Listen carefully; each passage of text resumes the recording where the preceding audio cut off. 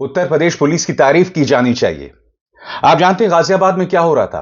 गाजियाबाद में हिंदू रक्षा दल के कुछ कार्यकर्ता दुकानदारों में जाकर तलवारें बांट रहे थे। सही सुना आपने, वो तस्वीरें मैं आपको नहीं दिखाना चाहता हूं।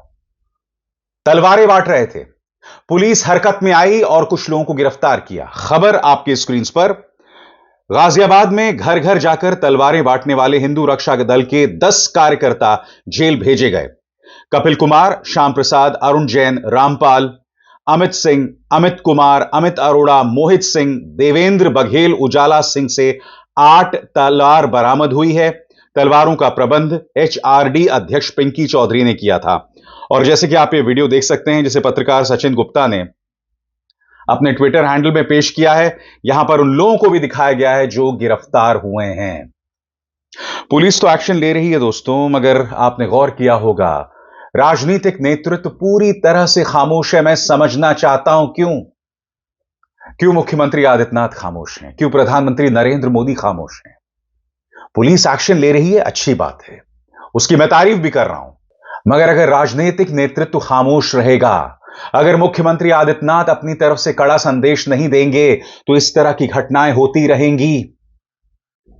हकीकत यह है दोस्तों कि ये जो कट्टर तबका है, यही भारतीय जनता पार्टी का वोट बैंक और उनकी ताकत बनकर रह गया है।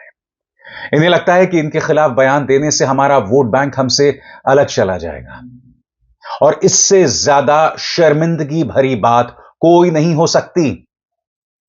आपकी स्क्रीन पर यह है यति नरसिंहानंद सरस्वती। इसने जो बयान दिया है ना दोस्तों, निहायत ही शॉकिंग है।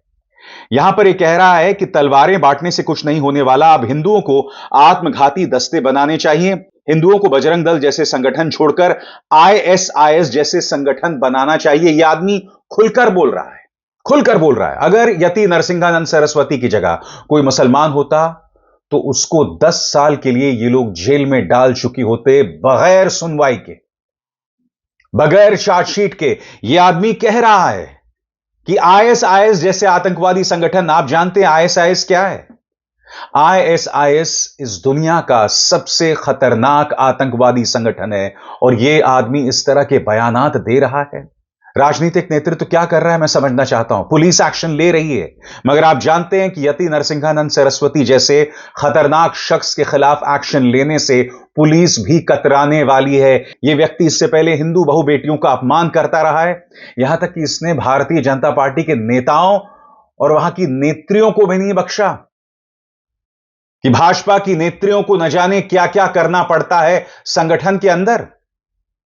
मैं फिर आपसे पूछना चाहता हूं, ऐसे व्यक्तियों का क्या इलाज है भाजपा के राजनीतिक नेतृत्व के पास, जो इस बात का ऐलान कर रहा है कि हमें आईएसआईएस जैसे आतंकवादी संगठन बनाने चाहिए? सोच के भी सिहरन पैदा होती है दोस्तों।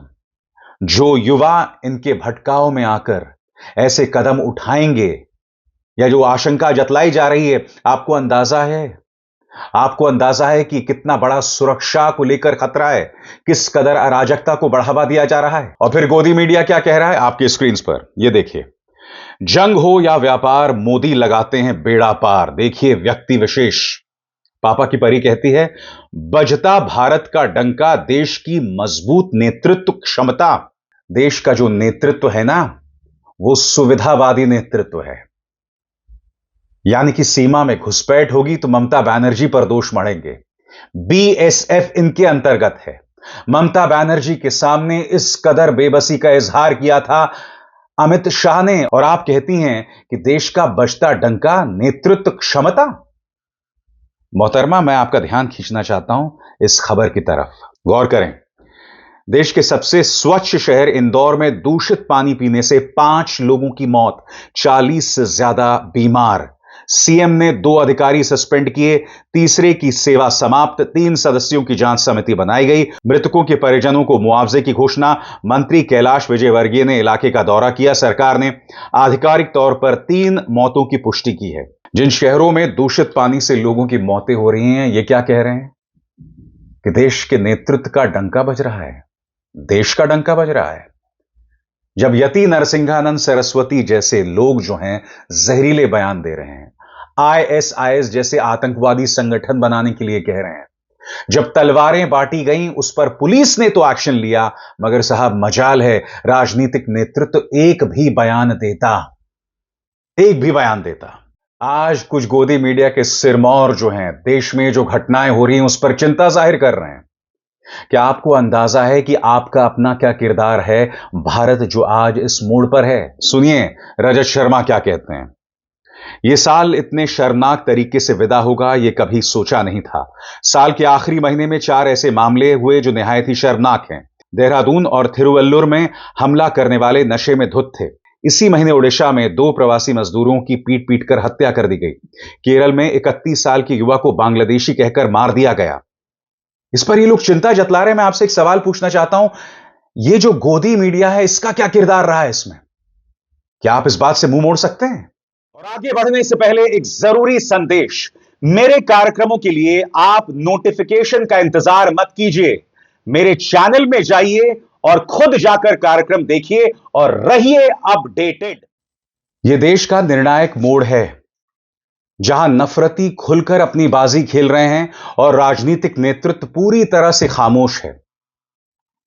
मुझे खुशी है कि विपक्ष इस बारे में अपना बयान दे रहा है, मगर आप जानते हैं कि वो सीमित है, क्योंकि प्रचार तंत्र यानी भारतीय जनता पार्टी का गोदी मीडिया हो या भारतीय जनता पार्टी का व्हाट्सएप तंत्र, वो लगातार प्राइम टाइम में जहर उगल रहा है। उसके गोला बारूद में कोई कमी नहीं है। वो अब भी वो तमाम हरकतें कर रहा है और यह देश के लिए चिंताजनक बात है। मगर इस मंच पे बगैर लाग लपेट के मैं आपके सामने मुद्दे रखता हूं, क्योंकि मुझे अपने बच्चों की चिंता है, उनके भविष्य की चिंता है, आपके बच्चों की चिंता है और आने वाली पीढ़ियों की चिंता है। जो लोग कह रहे हैं हिंदू खतरे में, दरअसल उनका जहर, उनकी राजनीति खतरे में, इसलिए वो इस तरह की बातें करते हैं। देश पहले भी खूबसूरत अंदाज में चला था 2014 से पहले, और मुझे पूरी उम्मीद है कि इस नफरत पर फुल स्टॉप लगेगा। भारत का झंडा बुलंद होगा, मुझे इस बात में दो राय नहीं, मगर हमें सतर्क रहने की जरूरत है, सावधान रहने की जरूरत है। यह मेरी आप सबसे अपील है। अभिसार शर्मा को दीजिए इजाजत। नमस्कार।